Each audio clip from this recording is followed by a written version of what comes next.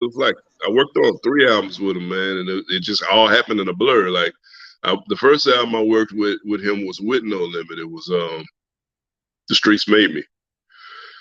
That was the album that he did right after he got out of jail, and that was that. No Limit actually put that record out through Southwest, and then he wasn't happy with the way the business was handled on that, so he left No Limit, went independent with no distributor, and did Years Later, which had um, you know for no marketing, no push, just the streets.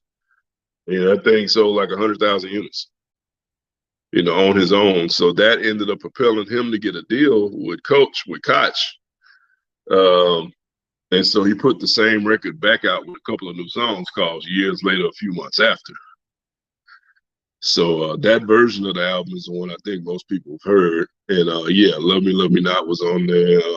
I produced Cheese Eaters and Hustler, the first song on the album.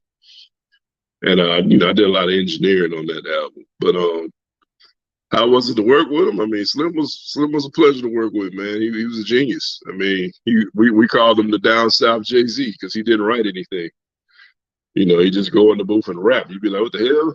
Did you memorize it? No, he just came up with it right there. He would have you play the beat a couple times. He'd vibe out to it and go in the booth and just lay it down.